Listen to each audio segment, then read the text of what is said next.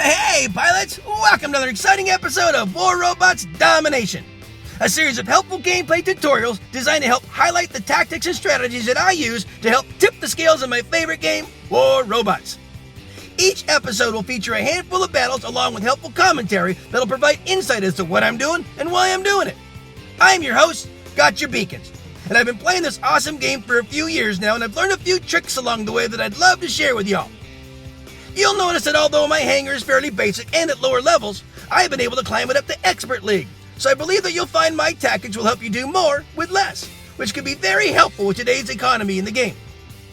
I should also mention that this is my second account, so don't let my career profile stats fool you. This is actually my baby account, but it sends a great message to pilots who feel they need to chase the current meta in order to be competitive in battle, because you don't. Wise gameplay can usually overcome any fancy gimmick. A death button is a great example.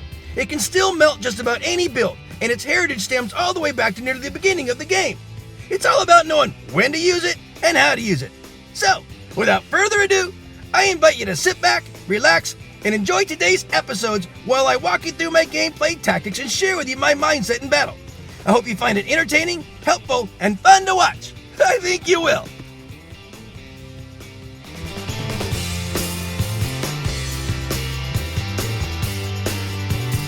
Let's start this party by introducing the boys that make all the noise, my wrecking crews. We got the new recruits and we got the old guard. We're going to start off by introducing the new recruits. These boys are fresh on the scene.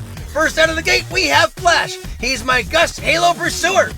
And then we got Jumpstart. He is my Exodus Orkin Inquisitor. And then we got Freezer Burn. He's my Ember Pinata Mercury. And then we got the General, my beautiful Trident Fury. And then last but not least, we got Stinger. He's my Viper Shredder Strider. Then we got the old guard. Don't forget about them. They're part of the show. First out of the gate, we have Frick. He's my Death Button Raven with Orkins and Pinatas. And then we got his twin brother Frack, my Russian Death Button Raven with Talumpas and Pins. And then we've got Major Pain, my beautiful Zeus Fury. And then we've got Reaper, my Avenger Bulwark. And last but not least, we got everyone's favorite Buzzkill, my Spark Scourge Mender. Now, these boys are all at level 6 and their weapons are at level 9, but they've climbed their way all the way up to Master 3. So make sure that you cheer them on when you see them out there on the field because they're fighting way above their weight class. All right, guys, let's get this party started. I'm going to call this battle Death Valley, and you'll see why in a second. Stick around for a great battle, guys. Enjoy my friends in the background and Status as they play their awesome song, Woodish. So this is Valley. This is definitely a classic map. I tell you what, I know it's not the old map. It's only been around, it's kind of a newer map, but I love it. And it's got a great dynamic because it's got a lot of cover, it's got a lot of angles, it's got a lot of tunnels, it's got a lot of everything. It's not a terribly huge map, so it doesn't take you forever to get to one side or the other. So it also kind of inspires a lot of great battles and skirmishes and tactics, and it's all kind of close fighting. So, I really, really like this map. It's got a little bit of everything for everybody. So this is the General, this is not General, this is Major Pain. I've got the old guard in here now. I put Major Pain on the old guard. This is a Zeus Fury. This is an excellent sweet spot for the Zeus Fury because he can sit there and pretty much tag anyone going over to that beacon over there, which is kind of their neutral. They're kind of their neutral beacon or their spawn beacon, but it's kind of definitely a good one for them to get. Now they're going after ours. I can't get to that one over there. I can't quite spot that beacon if they're right next to it. But as you can see what the Major Pain can do here, I can really monitor around. The only guy that's really kind of getting at me is that Hydra. Hail Hydra! So I'm gonna hop out of Major Pain. I'm gonna go into Frick. This is my Death Button Raven. It's got a double jump on him. The Death Button setup is with the Orkins and Pinatas, and it can pretty much melt down anyone. It's still, remember, these are level 6 bots. These are level 9 weapons, and I'm facing, I didn't get this guy. It's like, how did I miss him? But he got wasted for no reason. That was too bad on Frick. This is Frack. He's his twin brother, the Russian Death Button Raven. Now, again, what I was trying to say is these weapons are at level 9. My bots are at level 6. I do this intentionally. I have stopped the leveling up. That's what I do on these bots. This is a baby account of mine. I do it for these tutorials, and I do it to show everybody. You know what?